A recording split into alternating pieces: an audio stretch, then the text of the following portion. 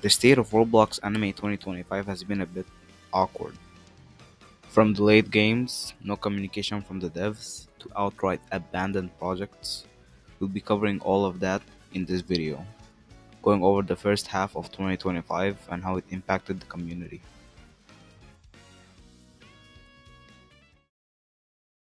Alright, first up, I just wanted to say that all the games mentioned here will be down in the description below, their Discord servers, the game links, and everything else. And before we get on, I just want to discuss an honorable mention, being Rell. Since Rell hasn't had any big announcements this year, they've just been overall consistent with community communication, sharing what they're working on, and much more. But the actual state of Roblox anime games has been extremely stale, and we're halfway through the year. It's honestly sad that we haven't gotten anything but announcements of slop games releasing so far in 2025. But anyways, let's get on to January. In January, we got Veilbound. We got Veilbound's first combat sneak in January. It looks amazing. Definitely the best announcement of January. We got to see parkour, how the game mechanics work, but so far the Veilbound devs have been consistent with what they're showing, and they're constantly working on the game. Moving on to February, we got Runeslayer's release. Runeslayer's release has been still the biggest highlight of 2025 so far, but it did have its ups and downs, especially after release. We also got multiple shutdowns, and a lot went down, but Runeslayer still stands as one of the best experiences we got in 2025 so far that has released. And also in February, we got Magoi. We got Magoi's first testing phase during February. I won't lie, but the game somewhat gives me Bandit Beater vibes. If only the devs worked a bit more on the game before releasing the testing phase, it would have worked out better. Moving on to March, the first big announcement is the Holy War X movie we got during March. The Holy War X movie is the second biggest announcement of the first half of Roblox 2025, and Alpharex delivered.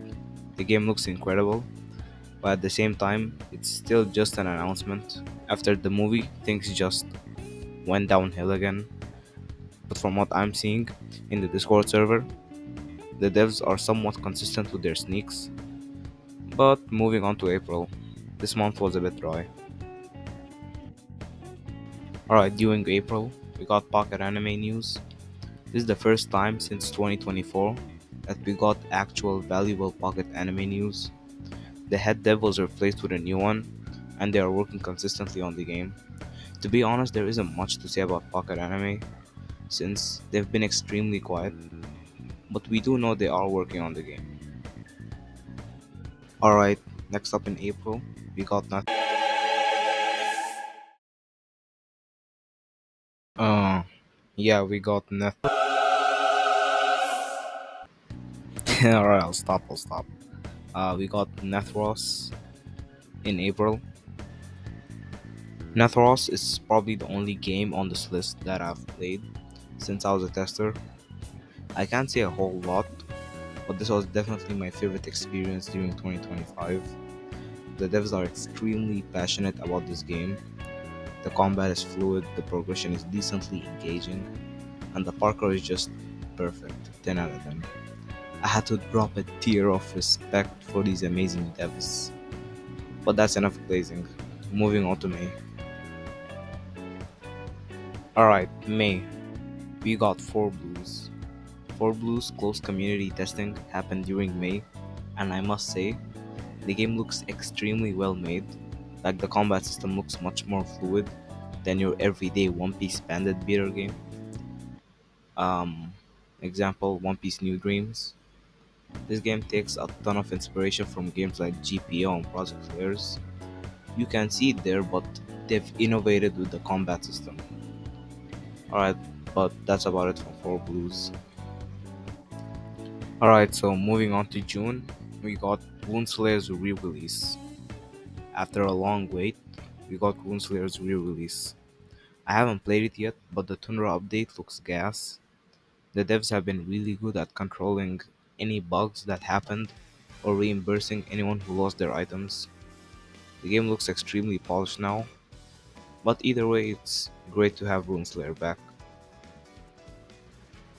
Also in June, we got Heian's open testing. Alright, so Heian just had its open testing this week during the making of this video. I didn't get much time to play it, but it was a good experience. I still prefer sorcery. But yeah, Heian has a really good combat system, fluid game overall. But that's the end of the list. Since we're still in June, I'm aware I've missed many games, but I've been extremely busy, and I just had the time to cover the most relevant ones. Please subscribe and like the video.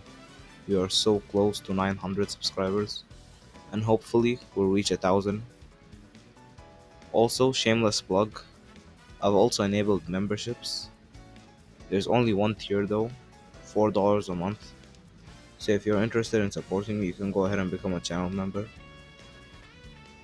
Either way, all I need is for you guys to hit the subscribe button, and yeah, that's all for this video. See you.